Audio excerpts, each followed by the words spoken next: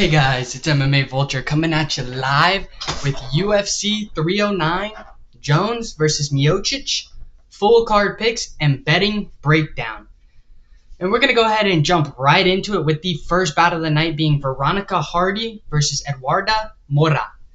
And in this one, I am actually going to pick Eduarda Moura over Veronica Hardy. Eduarda is coming off of a loss against Diniz Gomez, who we just saw fight, and she's a very good fighter, a very high-skilled, high-caliber fighter, and I think that Eduarda Moura is just as highly skilled. I think that we saw moments from her in that fight against Gomez. I think that we're going to see moments from her in this fight against Veronica Hardy. I think she's got good striking. I think she's got a stiff jab. She also has knockout power. She's got great grappling, so she's a very well-rounded fighter. Not just good in the striking department, she's good in the grappling department as well. With strong takedowns, when she gets you down to the ground, she will maintain you down there, pepper you with shots, land some nice ground and pound. She's got sneaky submissions as well. Eduarda Moura is a very good and dangerous fighter. Yes, she has that one loss to Diniz Gomez where she got beat, but she had moments in that fight.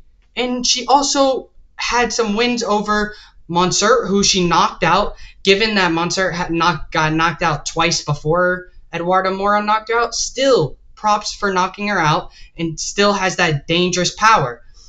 Then you have the win via submission, rear naked choke over Silva, in which she looked very good doing so. And then she has the knockouts and the submissions in the other promotions where she looked good. And something I do want to note is that she was previously fighting at 116 in her Contender Series debut and in the fight against Ruiz, and she did miss weight, so she is coming into this fight actually fighting 10 pounds over what she is used to from her UFC debut, but previously before her UFC debut, she was a natural 125er.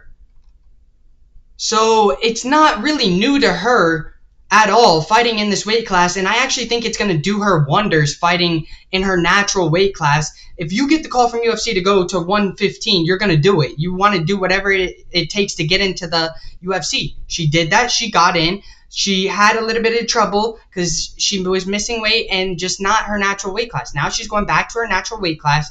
I think it's going to do wonders. I think we're going to see more power, and she's going to look a lot better strength-wise and filling out. She's going to be a lot harder to take down. She's going to have great striking like we already know. She's got great grappling. I think that she's going to get it done here against Veronica Hardy, who is no easy task. Let me just put it like that. Veronica Hardy is a very good fighter. I mean, she is coming off of a win against J.J. Aldrich, who's a crafty fighter and a very good veteran. Then we have the win over Jamie Lynn Horth, who we also just saw a fight not too long ago, and she took the win in her fight. And she looked good doing so. And Veronica Hardy beat her and looked good doing so, striking and grappling wise, snubbing some of Jamie Lynn's takedowns and getting some of her own. So Veronica Hardy is no easy task. She got the win over Juliana Miller as well, the loss to Bia Malecki, and the win over Poliana Viana via submission. So Veronica Hardy is no easy task. She's a good striker with shifty footwork. She has really good footwork. She's very good at going in and out, entering and exiting the pocket. She's a decent grappler. I would say that's where she kind of lacks. She's a decent grappler with good takedown defense. I believe that she's going to have the striking advantage here over Eduarda Moura, but I wouldn't be too shocked if Eduarda Moura is just as good in the striking department. Like I'm telling you, I'm saying this right now. She is going to her natural weight, which she was previously fighting most of her fights at before UFC, her UFC debut and her previous fights. Now she's going back to the natural 125, and I think that she's going to be a lot more powerful, a lot stronger. She's going to look a lot better in this division, and she's going to come out with the win over Veronica Hardy. I think it's going to be a very close-fought battle in which Eduarda Moura walks away with the 29-28. I think it's going to be close, but I think Eduarda Moura is going to shine in the grappling and the striking exchanges. Give me Eduarda Moura to beat Veronica Hardy. And let's go ahead and look at the odds on this fight, in which we have Veronica Hardy sitting at a -145 and Eduarda Moura sitting at a +125. I really like Eduarda Moura. I think you're getting a great odd on Eduarda Moura. I think she's very live to win this over Veronica Hardy. I think that she's going back to her natural weight, and she's going to look a lot better than she did in her previous fights, in which she won 2 out of the 3. So it's not like she's like she's a trash can or anything. No, she's very good. She went up against another very good prospect in Diniz Gomez, who just recently won and ended up losing via split decision. But I think she's going to get it done here against Veronica Hardy in a very close-fought battle. I think this definitely goes to decision. I think this is one of those ones that hits the cards. And give me Eduarda Moura to beat Veronica Hardy via decision, and the over 2.5 sitting at a -300. I like that line. I think you're getting great odds on that. So give me Eduarda Moura to beat Veronica Hardy via decision. And let's go ahead and move it to the next fight on this card in Oban Elliott versus Bassil Hafez. And I am going with Oban Elliott, the Welsh gangster. I think that Bassil Hafez is a little bit too wild and chaotic. He thrives in a brawl. That's his type of fight style. He likes to come forward, put a lot of pressure on you. But I think that Oban Elliott is a little bit too technical and just too patient and calculated of a fighter for Bassil Hafez. I'm not saying Hafez couldn't catch him with a powerful hook and knock him out, but I just don't see that happening. I think Oban is a little bit too smart, a little bit too calm, calculated, and we'll see the power shots of Hafez coming before they actually come. And he will be able to touch Bassil Hafez up and even mix in some takedowns and land some takedowns.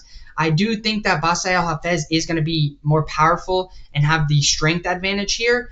But I think Oban Elliott is going to make up for it in technical abilities and just technical skill. I think he's just overall way more skillful than Bassil Hafez. I mean, Oban Elliott is coming off of a win over Preston Parsons, which a lot of people doubted him and didn't think he would win, and he ended up beating the crap out of him and winning via unanimous decision. Then we have the win over Val Woodburn via unanimous decision. Then we have the decision win over Kaiko Brito. So he's been absolutely destroying his opponents. And yet we still kind of doubt him. Like in the Preston Parsons fight, we doubted him. Obviously, he's not really getting doubted here, sitting at a -155 around there. I think that he's the more well-rounded fighter. He's more patient, more calculated. He's got good striking.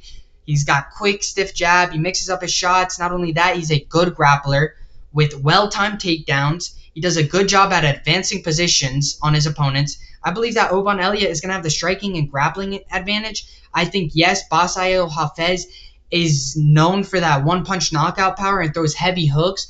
I just think that he sucks at putting himself in positions to use it to his best abilities, and I just don't see him being able to beat Oban Elliott. I think he could maybe land a takedown here and there, but I don't really see him being able to maintain control and keep Oban down. I also think he's going to have a tough time taking him down to the ground. So give me Oban Elliott to beat Bassil Hafez. I think he's more technical, and he's a lot more patient and calculated than Bassil Hafez. And let's go ahead and look at the odds on this fight, in which Bassil Hafez sitting at a +190 and Oban Elliott sitting at Bassil Hafez sitting at a +200. My apologies. Oban Elliott sitting at a -235. I like Oban Elliott. I really think that he's live here. I think that he has the clear grappling advantage. Not only that, I think he's a lot more technical on the feet, a lot more patient, a lot more calculated. He's not sitting there throwing bombs, throwing looping shots, leaving him open to getting clipped like Bassil Hafez does.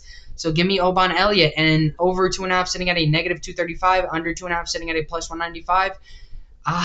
For this one, I like the over. I think Oban Elliott wins it via decision. I think that he's going to use that grappling ability of his and also outshine him in the striking, being that Bassil Hafez is very wild and chaotic and thrives in a brawl. So give me Oban Elliott over Bassil Hafez.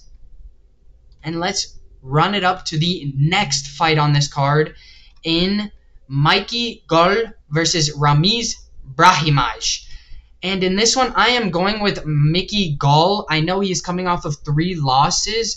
One against Bassil Hafez, who we just talked about, powerhouse, and still managed to stay alive, fight back, and he had some moments in this fight against Bassil Hafez himself.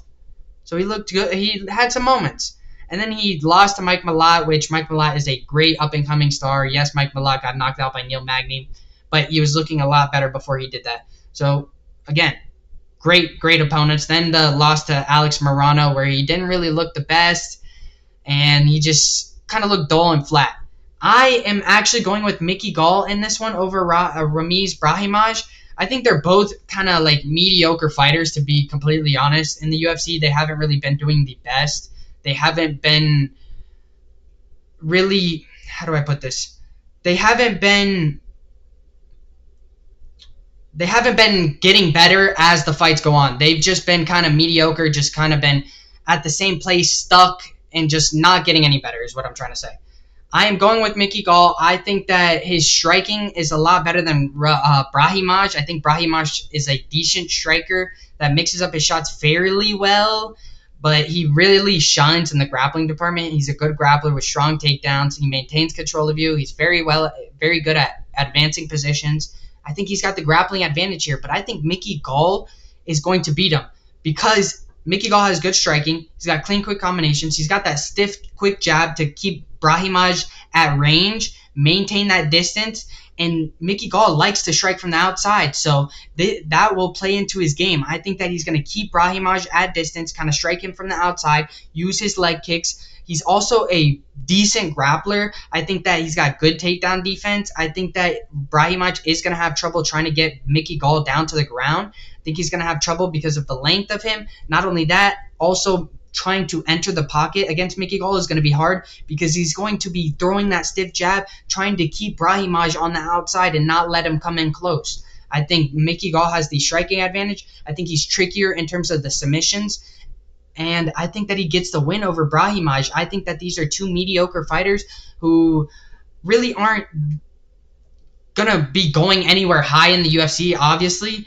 And I think that Mickey Gall is just going to be the better fighter out of the two. I think he's less mediocre. I think he's going to find the win against Brahimaj. I think it's going to play into his strengths in maintaining distance, keeping Brahimaj at bay, striking from the outside, and piecing up Brahimaj. Like I said, Mickey Gall had moments in his fights against Bassil Hafez and Mike Malott. So I really think he could get it done. And let's go ahead and look at the odds here, in which Mickey Gall is sitting at a -125. Brahimaj sitting at a +105, so fairly close in terms of odds.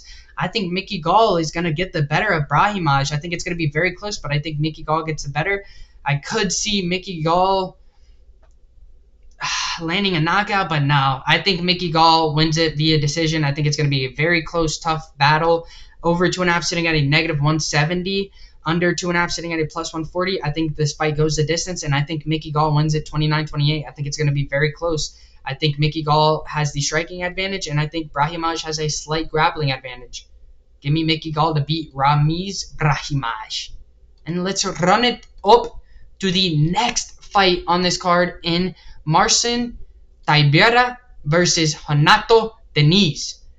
And in this one, I am going with Jhonata Diniz. I actually picked him in his previous fight he was supposed to fight against.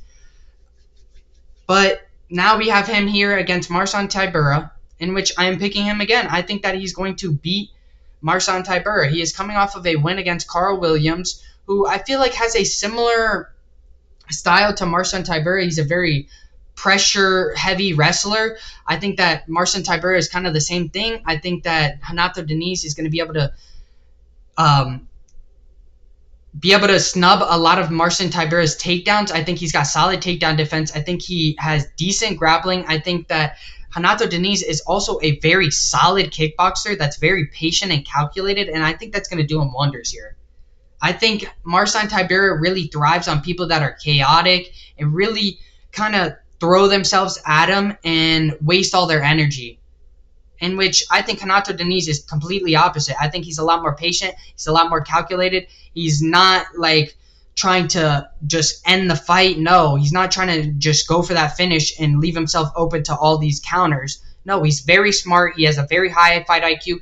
He's very good at being patient, calculated, picking and choosing his shots, and I think he's going to do that here against Marcin Tybura, who is coming to the later end of his career, also coming off of a loss to Sergey Spivak, where he looked all right. I mean, he ended up getting submitted. He looked decent. He just kind of always looks a little bit awkward and clunky on the feet. I'm going to be completely honest. I think he's a decent striker that looks awkward and clunky on the feet. He's got good grappling. He's got solid takedowns. Obviously, that's where he shines, is the grappling.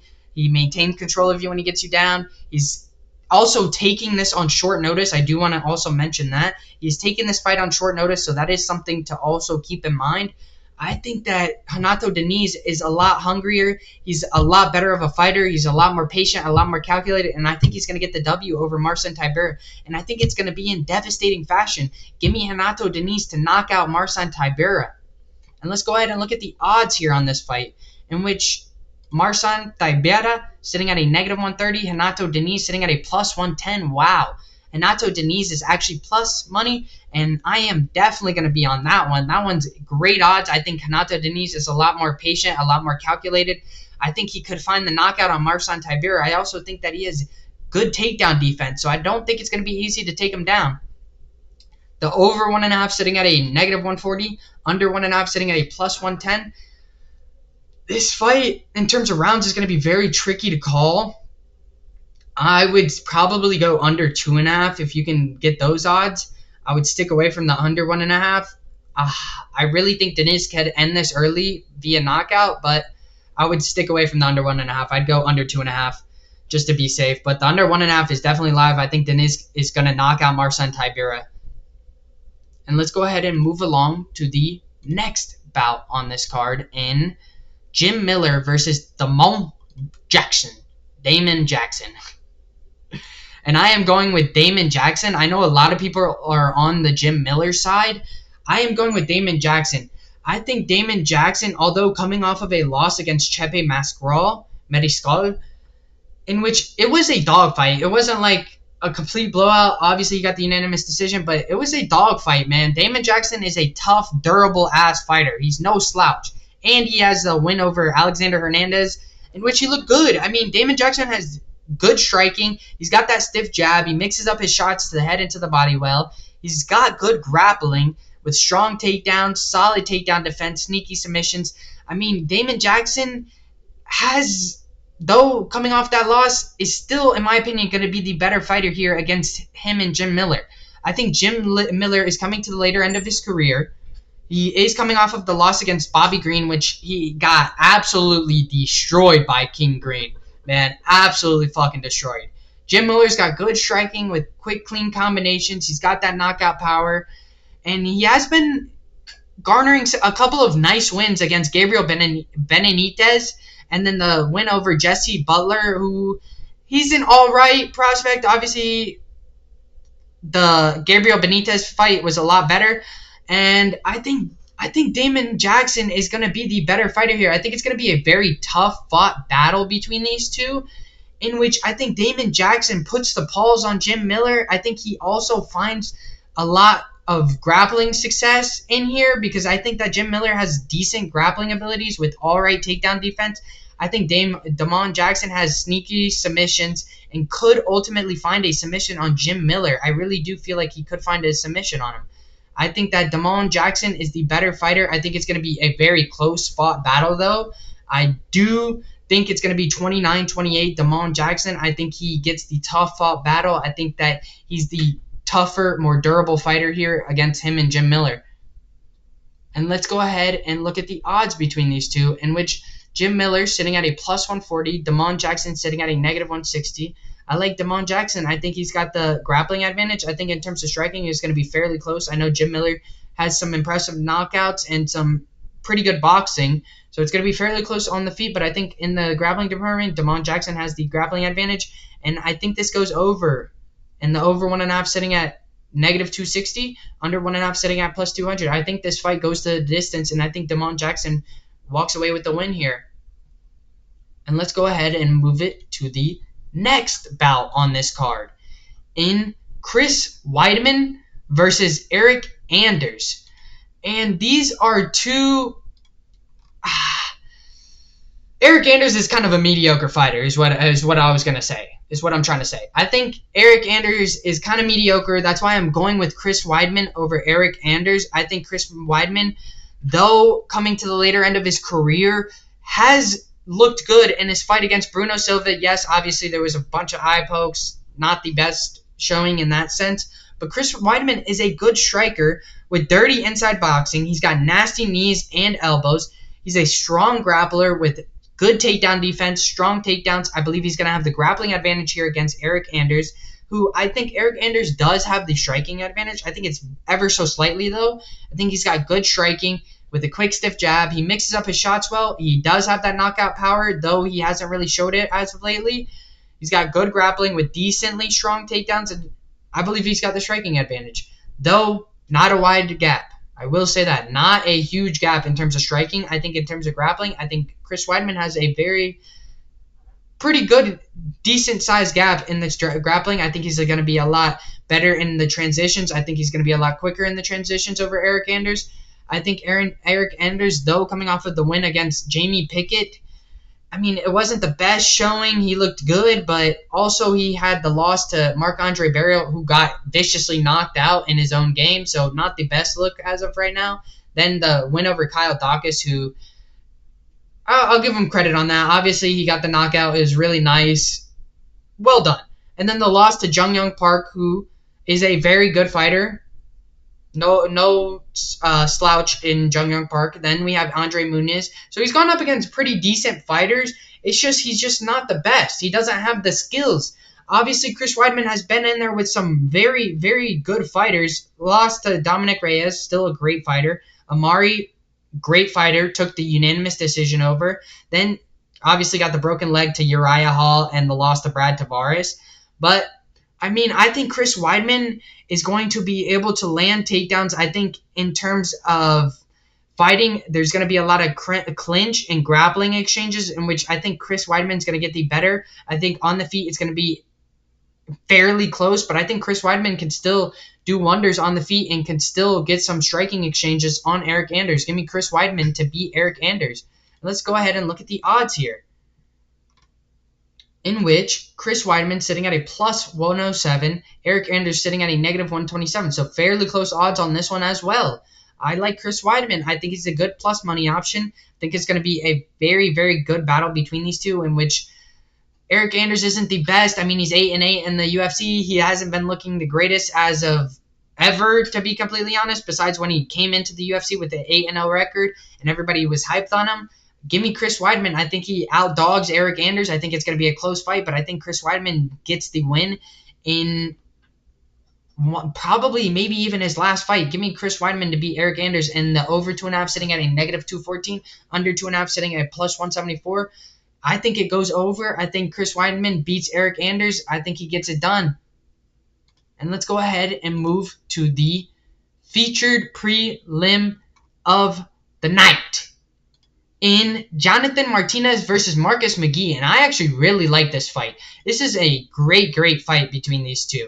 Featured prelim, and it's Jonathan Martinez versus Marcus McGhee. This is a great, great fight. I know Jonathan Martinez, obviously, coming off of the loss against Jose Aldo, sucks. Jose Aldo has honestly been looking great even in his older years. His previous fight, right after beating Jonathan Martinez, I believe he definitely fucking won that, so bullshit, but let's get back to it. I think I am going with Marcus McGhee to beat Jonathan Martinez. I think Marcus McGhee is a great, well-rounded, explosive fighter, man. He really is. He's a check all the boxes type of fighter, man. He really is. He has phenomenal striking. He's got quick, clean combinations. He's got the knockout power. He's also got good grappling to go along with his great striking, with well-timed takedowns, solid takedown defense. He's great at advancing positions when he gets you down. Not only that, he's got devastating ground and pound. He's got the striking and speed advantage, I believe, here against Jonathan Martinez, to be completely honest. I think Marcus McGhee has just been looking really, really good as of lately. Obviously beating Gaston Bolanos, who we literally just saw fight and looked absolutely phenomenal against Cortavius Romeus. He got the knockout over him. Not only that, got the knockout over JP Buys, got the win over Journey Newsome via rear naked choke, then the win over Ramos knockout in LFA. Obviously, he is a fucking finisher. He gets it done wherever he needs to. He finds a way to win. That is Marcus McGhee. He is an absolute fucking dog, a skillful fighter, and I think he beats Jonathan Martinez. And that's no takeaway from Jonathan Martinez because he is a good striker. Though coming off of the loss, like I said, to Jose Aldo, he had a good streak going into that fight. He had the win off of Adrian Yanez via leg kicks, then the win over Saeed via unanimous decision, the win over Cub Swanson, knockout due to leg kicks, then Vince Morales, who he had a build-up to him, but he just got railroaded by somebody as good as Jose Aldo, and I think he's not going to recover from that in the sense that he's going to get beat by by Marcus McGhee. I really do think that Marcus McGhee is better than Jonathan Martinez. I think he's a lot more explosive. He's a lot more technical on the feet. He also has the grappling to fall back on, which I think Jonathan Martinez is a decent grappler with decently strong takedowns and solid takedown defense. So I think that Marcus McGhee has the striking speed advantage. I think that he's going to get it done here. I think he's going to have moments in the striking. Not only that, I think he's going to have moments in the grappling exchanges too. But I also think he could knock out Jonathan Martinez. I really do. He's got dangerous, dangerous power. He has legit knockout power. So give me Marcus McGhee to beat Jonathan Martinez. I think he knocks him out. And let's go ahead and look at the odds on this, in which Jonathan Martinez sitting at a plus 120. Marcus McGhee sitting at a negative 140. Under 2.5 sitting at a plus 140. Over 2.5 sitting at a negative 170. Give me the under on this fight. Give me Marcus McGhee to knock out Jonathan Martinez. I feel fairly confident in that. I think Marcus McGhee is a lot more technical, a lot more explosive, a lot more calm, calculated, patient, and will find that knockout shot on Jonathan Martinez, who has been knocked out before. And let's go ahead and run it to the next fight on this card in the main card opener of Mauricio Ruffy versus James Llontop. And, I mean, there's really only one way to go with this. I am going with Mauricio Ruffy. I think that he is an insane prospect on the come-up. I mean, he's another one of those fucking fighting nerds who are absolutely vicious fucking animals. They are all on a tear right now. He is another one of those up-and-coming ones that is on an absolute tear, has been looking phenomenal, who is even getting compared to the likes of Conor McGregor in his early days. So Ruffy is one of those people that you definitely should be watching out for. If you guys haven't seen him fight, go watch him fight in his previous fights.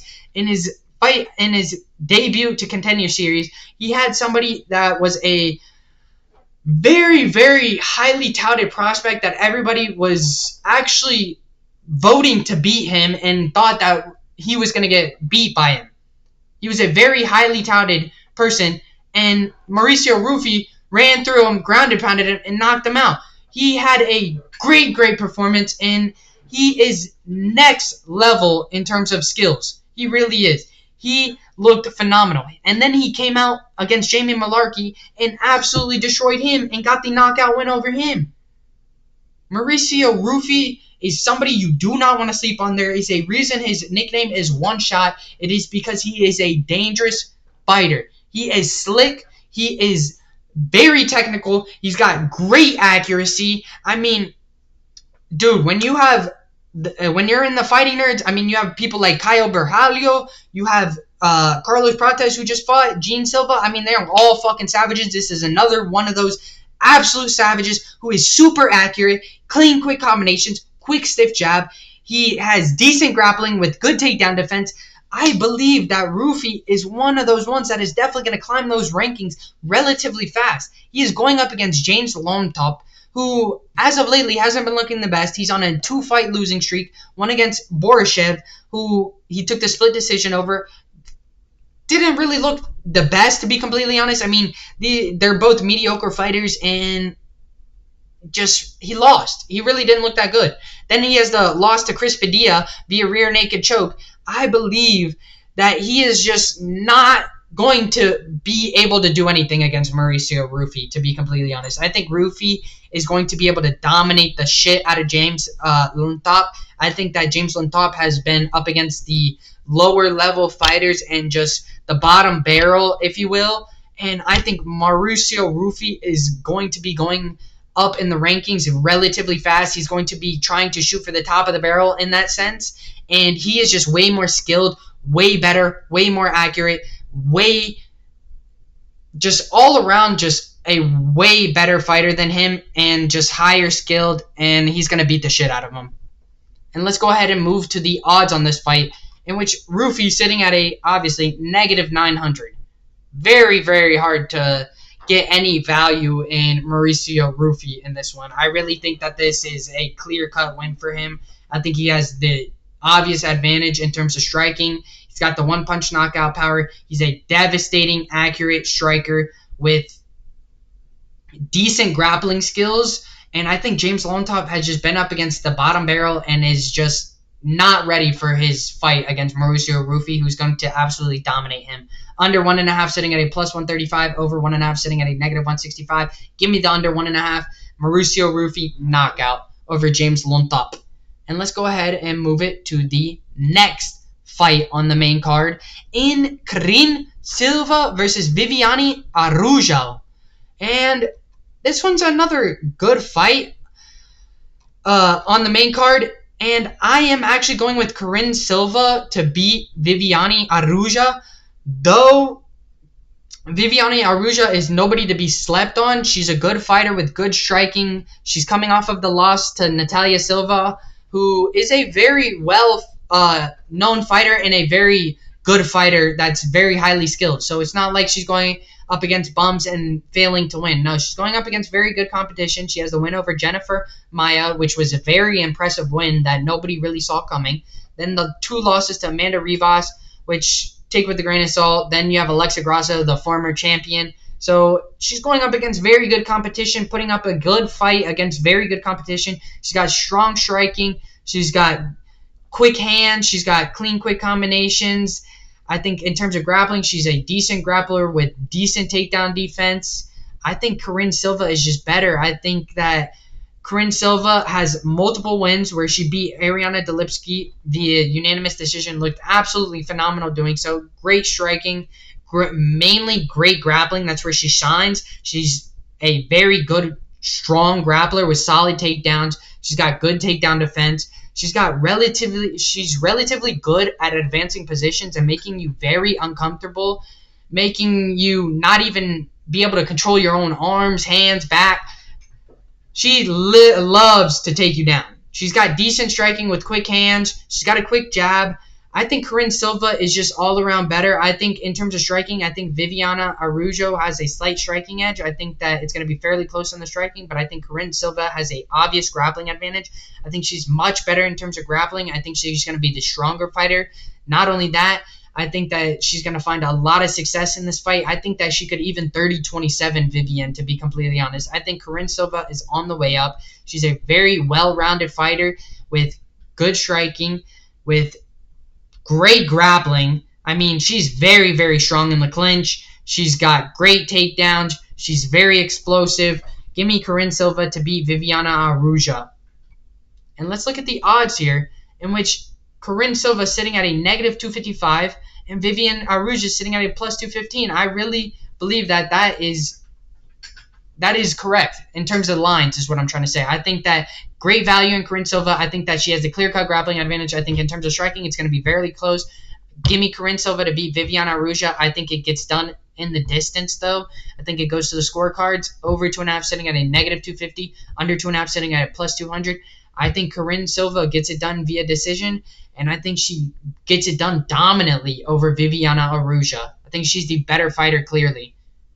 And let's go ahead and move along to the next fight on this card in Bo Nickal versus Paul Craig. And this is a great fight, to be completely honest. I mean, I am going with Bo Nickal. I think Bo Nickal easily beats Paul Craig. I think he's much better in terms of grappling, which is crazy to say. I mean, all of you were saying the same thing with the Ryder. Oh, it's crazy to say he's a lot better of a grappler than Gerald Meerschaert. I think same thing here. Although Paul Craig has crazy grappling abilities, Bo Nickal is next up. He's got insane wrestling abilities, insane grappling abilities, insane submission abilities. He is just very, very good in terms of ground game. He is insane. Not only that, he has a knockout win over Val. which he looked very good in doing so. Then the win over Cody Brundage, where he submitted him. I think that we could see Bo Nickal get a submission finish on Paul Craig, to be completely honest. It's not very far-fetched. He's a lot stronger and a lot better in the submission game. I really feel as though Bo Nickal is going to be able to land takedowns at will on Paul Craig, who also, I do want to mention, Paul Craig loves to fight off of his back. That is something that he loves to do. He has some moments off of his back where he absolutely shined and dominated. But either way, I don't think that's going to work here against Bo Nickal, who is very strong, up and coming, very good in terms of striking, and very good in terms of grappling. That's where he mainly shines, and I think that he's going to submit Paul Craig, who Paul Craig hasn't been looking the greatest as of lately, even though he's going up against very good competition in Kyle Borralho. Then you have Brendan Allen. Then you have Andre Munoz, then Johnny Walker, who knocked him out. Volkan Oezdemir. I think, to be completely honest, I could see a submission, and I really think that that's going to happen. But I also could see a world where maybe Bo Nickal tries to show off his striking. Maybe he tries to show off his striking, because we all know he's a very good submission artist. But maybe he wants to show off his striking. I could see a world where that happens, but I'm going to go Bo Nickal via submission. I think he takes down Paul Craig. I think he maintains control. I think he advances positions, and I think he finds a submission on him. And let's go ahead and look at the odds here, in which Bo Nickal sitting at a negative 1,300. Holy shit. Didn't think a negative 900. I thought a negative 900 was bagged. You ain't getting nothing out of this negative 1,300 on Bo Nickal. And then plus 775 on Paul Craig. I like Bo Nickal. Obviously, going to be very hard to find any value in him. Over 1.5, sitting at a plus 155. Under 1.5, sitting at a negative 185. I like the over 1.5, to be completely honest. I think that this goes longer. I think that Bo Nickal could find a finish in second or third round. So that's why I kind of like the over 1.5. But definitely take that with a grain of salt. I mean, Paul Craig is on the end, hasn't been looking the best as of lately. Bo Nickal on the come up, strong, very gritty, and just an absolute tank and a beast in the cage. Give me Bo Nickal to beat Paul Craig in a dominant fashion. And let's go ahead and move it to the co-main event of the evening in Charles Oliveira versus Michael Chandler. And I am going with Charles Oliveira, to be completely honest. Michael Chandler has not fought in so long. In 2 years, he hasn't fought. His last fight was against Dustin Poirier, who submitted him via rear naked choke. And Dustin Poirier is more of a striker than a grappler. Just saying. I believe Charles Oliveira is going to get it done here easily against Michael Chandler. I think Charles Oliveira is a better striker. Not only that, he's a way better submission artist, way better grappler. He's got strong takedowns. He maintains control of you. He's very good at advancing positions. He's got knockout power to go along with his good striking. He's got stiff, quick jab. Charles Oliveira is just much better in every sense than Michael Chandler. I know Michael Chandler has good wrestling. He's got good striking. I mean, he has knockout power as well, though he's more of a wrestler, and just I don't really see how he's going to win against Charles Oliveira, to be completely honest. He's been out of the fight game for a while. He's trying to hop on the McGregor train, trying to wait for that fight to happen. Obviously, that fell through. That was never probably going to happen because he's not ever getting back in the ring. But Michael Chandler, I just don't see him being able to beat Charles Oliveira, who's been active, has been getting better. Yes, Oliveira has the loss against Arman Sarukian, but still, he's been active, he's been fighting, he's still a great fighter. I mean, he had the longest domination of the title for a while, bro. Let's not forget that. He had the title and was defending it left and right and was winning. I mean, he was absolutely dominant. Then Islam comes in, obviously, and gets it done. Michael Chandler, coming off of 2 years of not fighting, coming in and facing number 2 ranked Charles Oliveira, who has consistently been fighting, consistently been up against the best, and has consistently been putting on a show, gets it done here against Michael Chandler. I don't see any way Michael Chandler gets this done. I think Charles Oliveira actually knocks out Michael Chandler. Give me Charles Du Bronx to knock out Michael Iron Chandler. And let's go ahead and look at the odds here in Charles Oliveira sitting at a negative 255. Michael Chandler sitting at a plus 215. I think these odds need to go up more. I think Charles Oliveira should be like a negative 300. I don't see any way Michael Chandler winning this, to be completely honest. He's been super inactive, though he's probably been training. Still, don't think that he's up to par with Charles Oliveira. I think Charles Oliveira is a lot better, has been getting better, has looked great against the top competitors, and consistently puts on a show. Give me Charles Dubanks Oliveira. Over 1.5 sitting at a plus 120, under 1.5 sitting at a negative 150. If I had to choose, I'd choose under 2.5 best value, to be completely honest. If you can find that somewhere, I think that Charles Oliveira lands a knockout shot on Michael Chandler. And let's go ahead and move it along to the main event. And if you guys haven't, make sure you guys hit that like and subscribe button. Let's throw it to this main event in Jon Jones versus Stipe Miocic.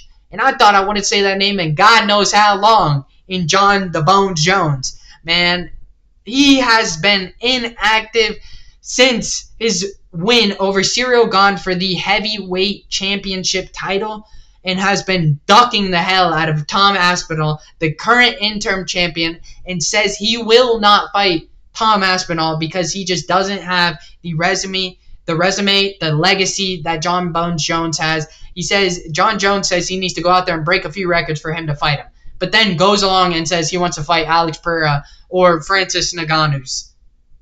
Like, what? He's ducking. He's ducking Tom Aspinall. But that's not what we're here to talk about. We're here to talk about this fight in which Jon Bones Jones hasn't fought in a year and 8 months, damn near 2 years.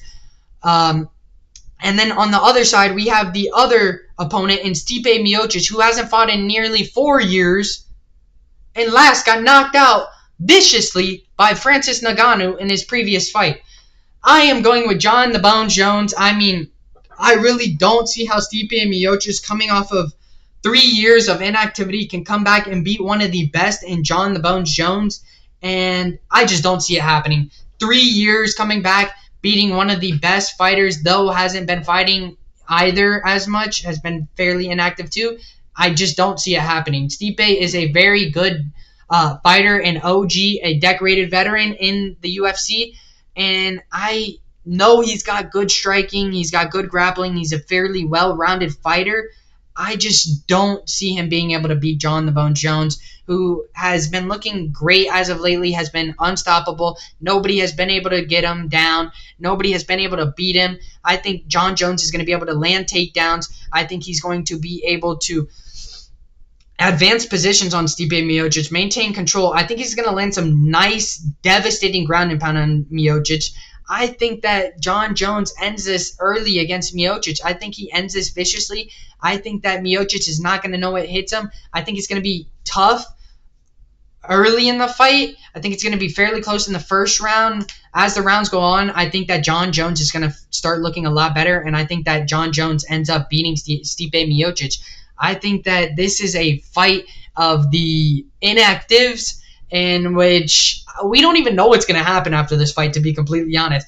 Jon Jones wins. What the fuck happens next? If he doesn't fight Tom Aspinall, what do we do? He's got to be stripped of the title. So this is a very interesting fight. I am super happy to see this fight actually happen now. I mean, we've been waiting a year for this to happen, and I really want this fight to be over with, and I'm sure a lot of us do as well, because of the fact that we want to see what happens next. If Jon Jones retires, if he ducks, Aspinall tries to go and fight Alex Pereira afterwards and just vacates the heavyweight title, we have no idea.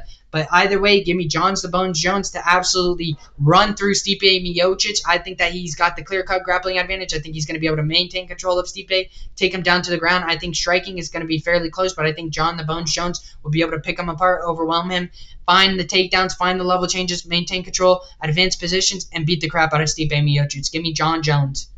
Maybe even submit Stipe Miocic.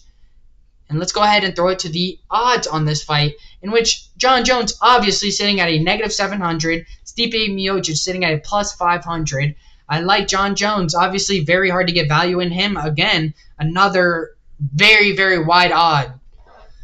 And the over 1.5 sitting at a negative 160, under 1.5 sitting at a plus 124, over 2.5 sitting at a plus 115, under 2.5 sitting at a negative 145. I like the under 2.5. I think that Jon Jones get Stipe Miocic out of there. I think he finds success in the grappling. I think he also finds success in the striking exchanges. I think Jon Jones has a clear-cut grappling advantage. I think he could submit Stipe Miocic. I really do. But I also think he could put his lights out. But give me Jon Jones to beat Stipe Miocic in a great fight. And let's go ahead and call it for today, man. If you guys haven't, make sure you guys hit that like and subscribe button, and I'll catch you guys in the next one. Peace!